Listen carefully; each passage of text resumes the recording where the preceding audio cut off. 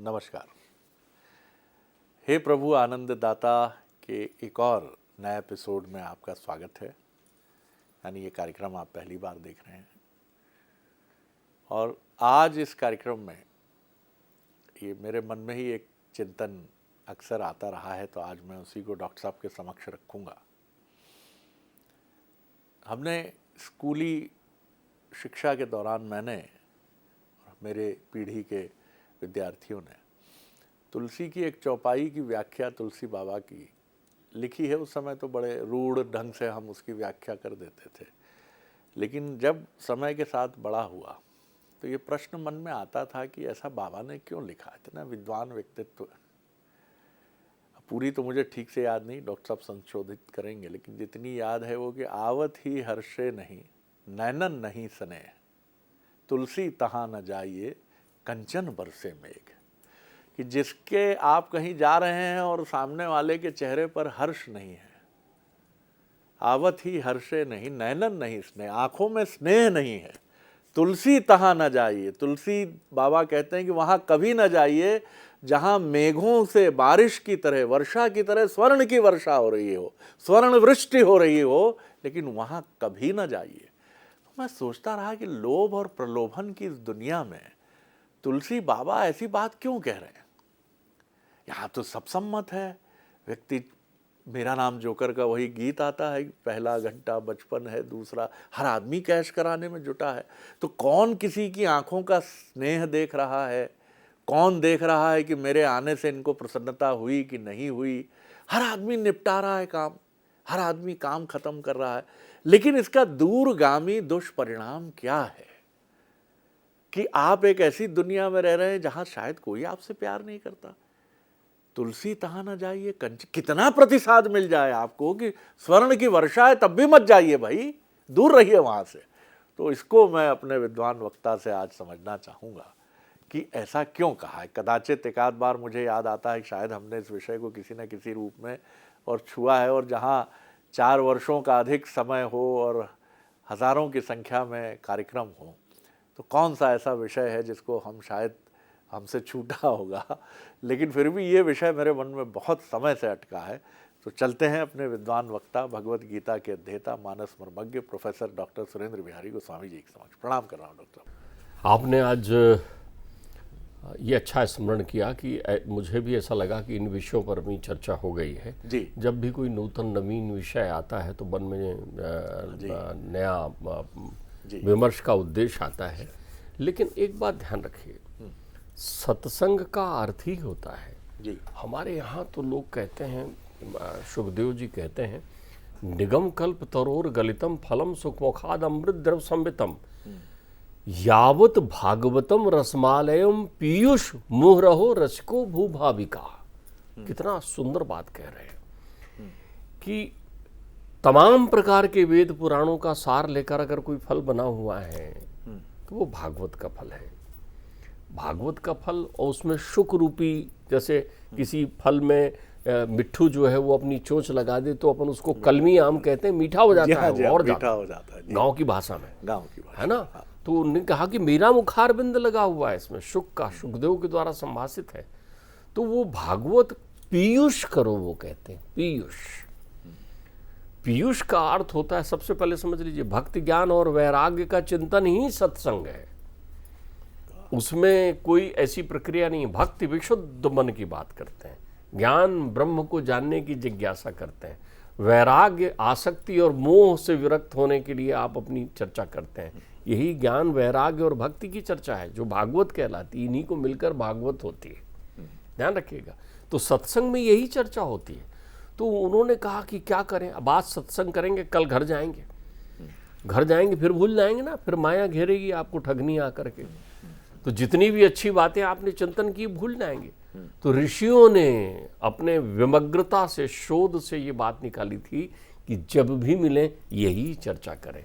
तो इस चर्चा को कहते हैं पीयूष। पीयूष, पीयूष का अर्थ होता है पीना। पीना, पीना यानी आप समझे ना, जी जी, आम को चूसना। जी जी, जितनी बार चूसेंगे नया रस मिलेगा आपको, नया रस मिलेगा। अब जो लोग आम को भी चम्मच से खाते हो उनकी बात नहीं कर रहा हूँ हम तो गाँवड़े लोग हैं। आम को चूसा आपने तो प्रत्येक चूसने के साथ आपको रस आपको भी मिलेगा और सामने वाले की जिह्वा में भी रसपान होने लगेगा अपने आप, देखने वाले को भी। ये सत्संग का सुख है। तो हम यहाँ सत्संग करने बैठे। आपका जो प्रश्न है उस प्रश्न के मूल में तुलसी ने अतिथि देवो भव की व्याख्या रखी। अतिथि देवो भव, अतिथि को देवता बनाया है।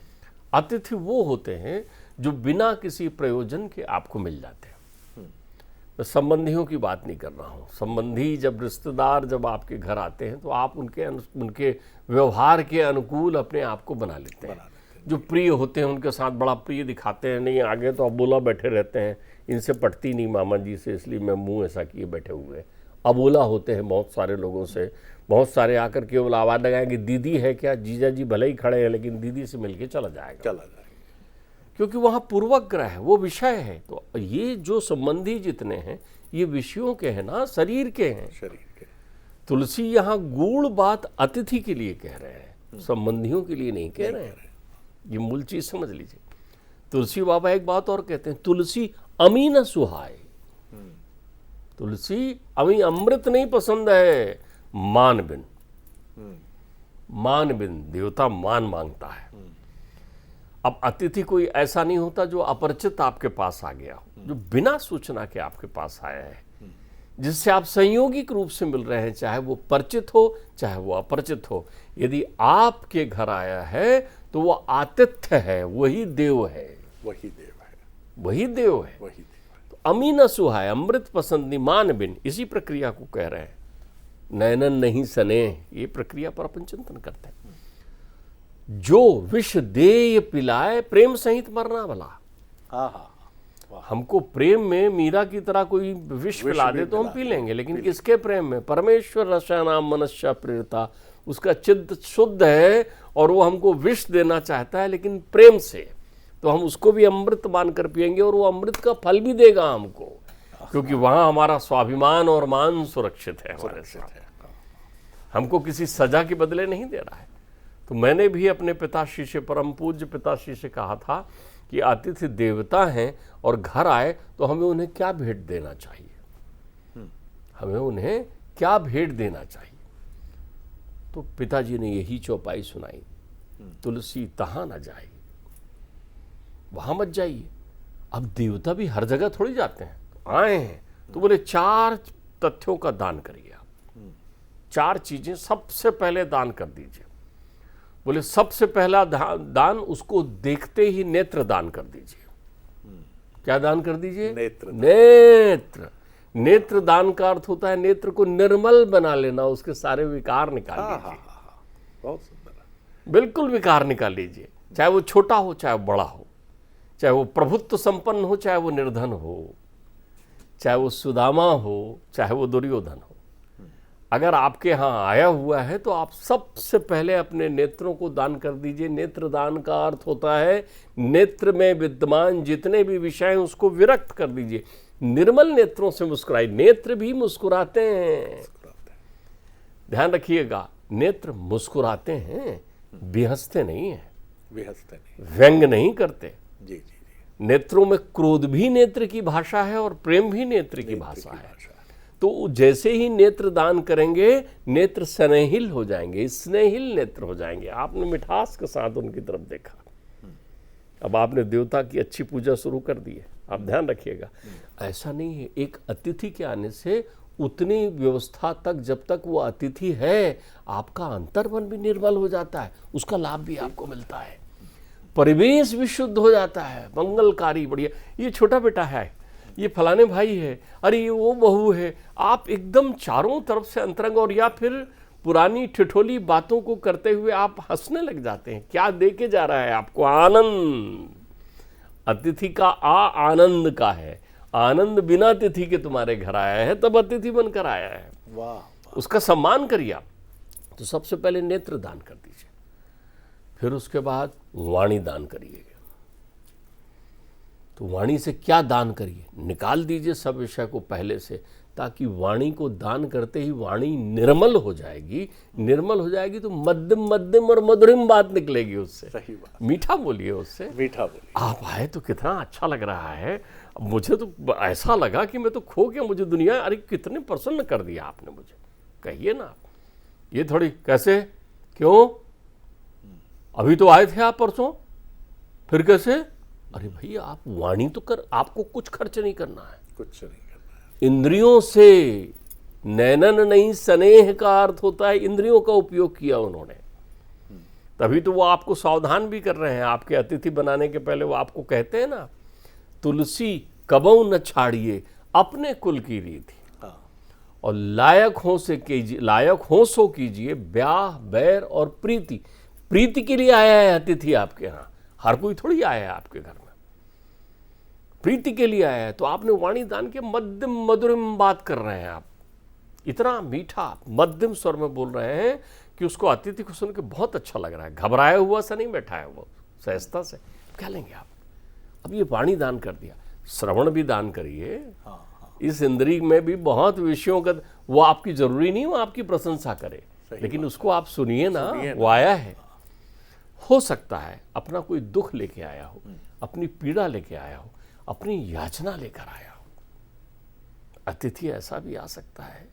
अतिथि हमारा वो पीड़ित रिश्तेदार भी हो सकता है, जिसको बिना कहे भी आपको सुनना पड़ेगा। अगर आपने श्रवण दान कर दिया है तो आपको उसके अंतर मन की बात सुनाई पड़ने लगेगी, मन से मन की प्रीति जुड़ जाएगी। सुदामा ने थोड़ी कहा कृष्ण से कि मैं क्यों आया हूं। सुदामा तो अपने मित्र से मिलने आए हैं ना, उनसे थोड़ी कहा कि मैं इसलिए आया हूं, याचना करने नहीं आया। लेकिन अतिथि की याचना से उत्पन्न होने वाली लज्जा से उसको मुक्त करिए। सही बात। उसको याचना के अवसर में उसको लज्जा नहीं आनी चाहिए। वो पीड़ित है भाई, वो परेशान है, वो दुखी है, दुखी है, वो कुछ काम भी लेकर आपके पास आया है, किसी स्वार्थ से भी आपके पास आया है, तब भी आप उसका तिरस्कार मत करिए, उसको सुनिए। सुनिए। जो संभव हो सकता है वो आप मदद करिए। लेकिन अगर आपके अंतर मन में निष्ठुरता है, आप मदद नहीं भी करना चाहते, तो वाणी से तो आप करिए। आप उसकी मदद करने के योग्य भी नहीं है तो कम से कम नयनों और वाणी के द्वारा तो उस पर जो है वर्षा करिए स्नेह की। और फिर आप देवता को अंतिम माला पहनाइए, मन भी दान करिए। हाँ, वाह। ध्यान रखिएगा, जैसे ही आप मन दान करेंगे वैसे ही अपरिमित प्रेम का वो कंचन बरसेगा। प्रेम न बाड़ी उपजे, प्रेम न हाट बिकाए। कबीर कहते हैं प्रेम न बाड़ी उपजे और प्रेम न हाट बिकाए, और राजा प्रजा जे रुचे शीश दे ले जाए।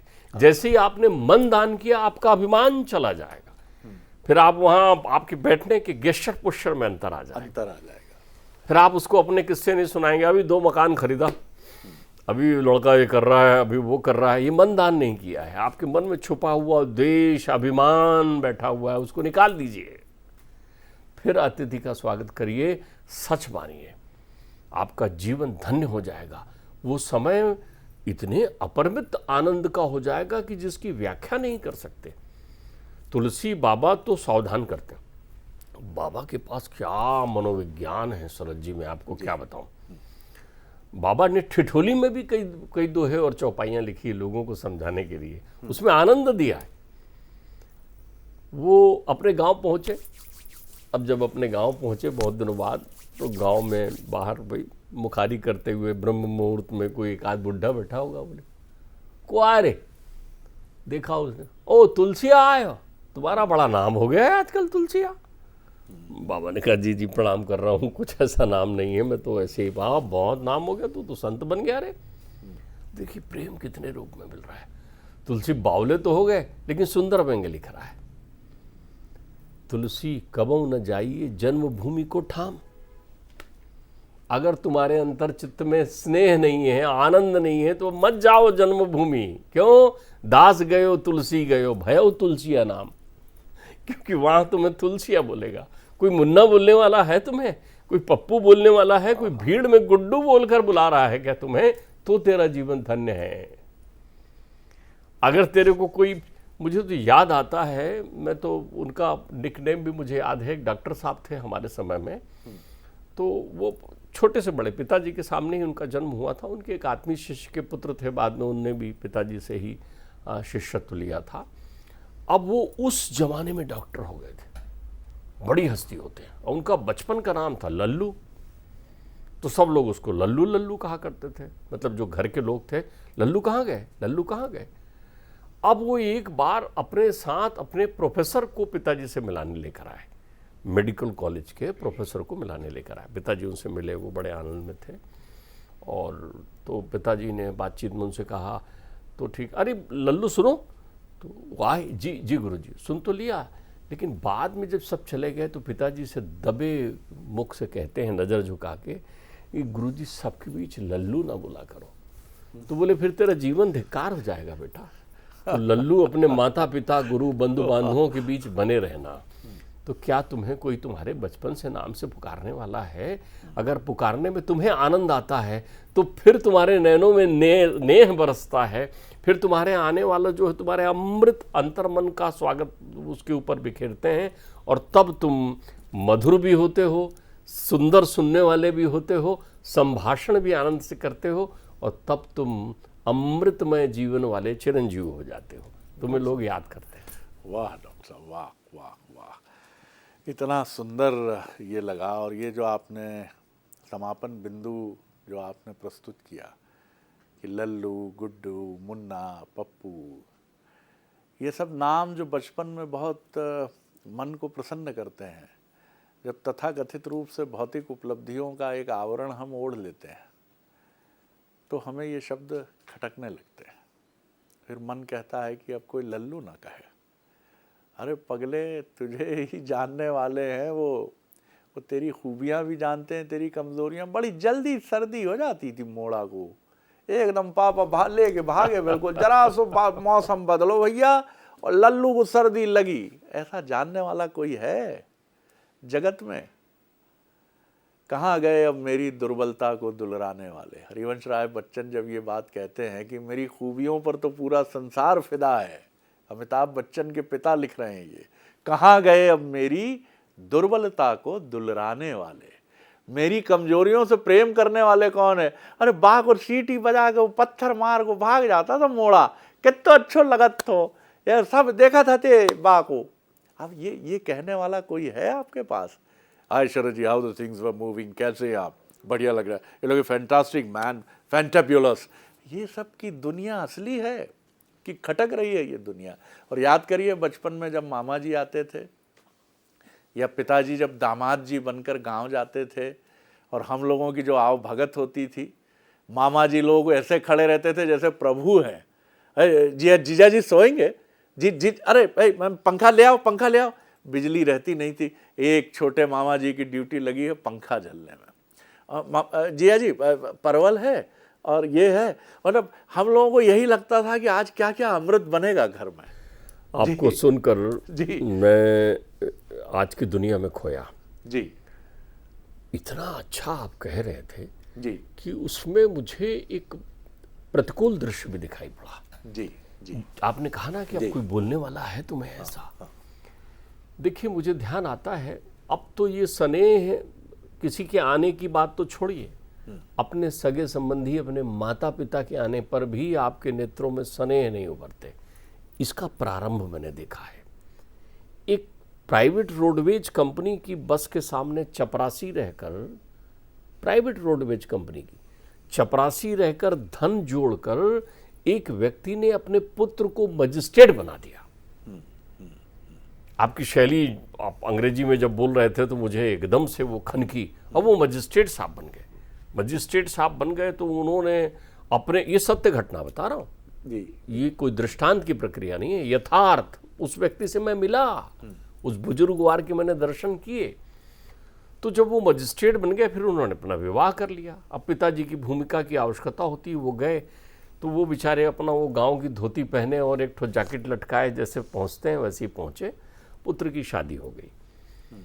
कभी कभार शुरू के दिनों में पुत्र आने लगा। पिता को कहता था कि आपको आने की आवश्यकता नहीं, मैं आते रहूँगा। आता था तो होटल में रुकता था, अपने उस छोटे से झोपड़ी नुमा घर में, छोटा किराए का घर था जिसमें रह के माता पिता ने पढ़ाया, तो वहाँ नहीं। लेकिन अपने साथ अपने पोते, उनके पोते को लेकर आता था। बड़ी प्रीति थी साहब, मूल से ब्याज ज़्यादा प्यारा है। पोते को देखकर उसकी महतारी बिल्कुल लावण्य में हो जाती थी, कितना सुंदर दिखता है मेरा बेटा, और लाड़ में रहती थी। ऐसी प्रक्रियाओं के चलते वर्षों बीते। कभी पुत्र ने कहा भी कि चलो पिताजी मेरे साथ, एक व्यवहार निभाया। उनने कहा बेटा यहीं रह के बनाए हैं तेरे को मजिस्ट्रेट, यहीं नौकरी करूंगा जब तक जीवन है, मालिक को नहीं छोड़ता। अब पुत्र ने आना बंद कर दिया, पत्र व्यवहार बंद कर दिया, जो धन भेजता था कभी कभार वो भी बंद कर दिया। पिता ने कहा चलो सुखी रहे, आनंद में है, हमें क्या लेना देना। वो संत स्वभाव के अपने काम में लग गए। एक दिन वो बावली उनकी पत्नी ने कहा अरे आज जन्मदिन है पोते का, आज फलाने तारीख है, फलानी तिथि है, तुम जाओ मैंने लड्डू बनाए हैं, पोते को खिला के आ जाओ, दे आओ। चूंकि पास 2-1 घंटे की दूरी पर जो नगर था, शहर, वहाँ वो रहते थे, तो वो पहुँचा वहाँ। जब वहाँ पिता पहुँचे तो उस बंगले के बाहर दरबान ने रोका। कहाँ जा रहे हो? अरे बोले लड़का है हमार, लड़का है, पोते से मिलने आए हैं। तो अब दरबान ने भी कहा भाई साहब के पिताजी हैं, अंदर गए। वो सीधे उनके उस समारोह में पहुंच गए, घर के हाल में जो चल रहा था। नज़र पड़ी उनकी पत्नी की, बहुरानी की। उनने देखा ये कहाँ से आ गए, टाट पे बंद लगाए हुए पुराने वाले बाबूजी। नए बाबूजी तो अब हो गए हैं दुनियादारी में, पुराने वाले बाबूजी आ गए। उनने इशारा किया अपने पति परमेश्वर को। पति परमेश्वर जल्दी दौड़े आगे। बाबूजी आप क्यों आ गए, मैं तो आ जाता कभी। अरे वो पोते के लिए लड्डू लाया था। जब तक पोते ने वहाँ से देखा वो दौड़ा, दादाजी बोले तेरे लिए लड्डू लाया हूँ। लेकिन वो उनको लगभग धकियाते हुए उन्होंने कहा इस कमरे में बैठिए ना, अभी पार्टी चल रही है, फिर मिलते हैं। तो वो उधर जाने लगे कि भाई साहब लोग बैठे हैं। तब तक किसी ने पूछा हु इज दिस, कौन है ये? तो लड़के ने कहा माई फादर सर्वेंट। अनुभव की थाती पर पले हुए जाए, मजिस्ट्रेट जब पाल के बना सकते हैं तो खुद की अकल क्या गूढ़ होगी, पढ़े हैं तो क्या अनुभवी नहीं है? उन्होंने सुना, उनकी आंखें डबडबाई, पलटे, बोले बबुआ अस न कहा, फादर सर्वेंट ना कहा बेटा, अस कहा माई मदर हस्बैंड। बोल कि मैं तेरे मदर का हस्बैंड आया हुआ हूं यहां। और बोले ये रख लड्डू, मैं चलता हूं, देख लिया बेटा तेरे को, जीवन निकल गया, नहीं आए। धिक्कारते रहे लोग, काल ने करवट ली, वो मजिस्ट्रेट साहब सस्पेंड हुए, फिर बर्खास्त हो गए, जीवन दुर्दिन में बिताया, क्योंकि उन्होंने देवता का अपमान किया था ना। तो फिर वही तुलसी तहा न चाहिए कंचन बरसे ने बहुत बुलाने आया, उनने कहा नहीं बेटा अब मैं यहीं ठीक हूँ। कितनी सुंदर बात है। और मैं एक अधिकारी का स्मरण कर रहा हूँ जो बहुत विनम्र है, बरसों पहले सेवानिवृत्त हो गए। हम लोग बतौर पत्रकार, युवा पत्रकार ज़्यादा वाचाल होते हैं। हम उनसे पूछते थे, कई बार उनके पास जाते थे, कौन है, कहाँ है। जैसे हम लोग कहीं लंबे टूर से आते थे तो हम जैसे ही उतरते थे बोले ये हमारा सारथी है शरद जी, सुनिए। किसके लिए शब्द? वाहन चालक के लिए। वाहन चालक नहीं, ड्राइवर नहीं, सारथी। बोले यही नेविगेट करता है भैया, इन्हीं की वजह से हम सुरक्षित इधर उधर धरा पर भ्रमण कर लेते हैं। फिर हमने कहा सर पानी बोले, चपरासी को बुलवाइए सर, थोड़ा प्यास लग रही है। बोला चपरासी नहीं, अन्नदाता है हमारा। अरे चाय पानी जो बोलो, पान समोसा कचौड़ी सब यही वाणीदान है, यही वाणीदान है, यही वाणीदान है। और मैं देखता था कि वो सबके प्रिय होते थे। और जिनके रिटायर की पार्टी अटेंड करने का भी मौका हमें मिला, तो मैं ये तो जिनसे उनका स्वार्थ का रिश्ता होता है, जिनके टेंडर उनकी कलम से इशू होते हैं, वो तो बड़े बड़े गुलदस्ते लेके खड़े रहते हैं। लेकिन उन लोगों की आंखों में आंसू थे, वो बहुत गहरे मोटे मोटे आंसू थे कि साहब आपने जो सम्मान दिया, नहीं तो हम लोग तो किसी लायक नहीं थे। क्या है, क्या आपने लिया, क्या है? आपकी कलम में दम है तो दुनिया, sir happy birthday sir, wish you a very happy and prosperous new year ahead sir. ये आपका सम्मान नहीं है, आपके ओहदे का सम्मान है, या आपके रुतबे का सम्मान है, आपका सम्मान नहीं है। आप कभी ऑफिस में जाते हैं तो उस दरो दीवार अगर वो बोलती ना कि कितने घटिया बॉस थे आप, कितने घटिया कर्मचारी थे आप, किसी से दोस्ती नहीं थी आपकी। सुनिए इन बातों को, क्योंकि इसी में तुलसी बाबा कह गए, तुलसी तहां न जाइए। वाह, डॉक्टर साहब बड़ा आनंद आया। अगले एपिसोड में एक और विषय लेकर उपस्थित होंगे। प्रणाम।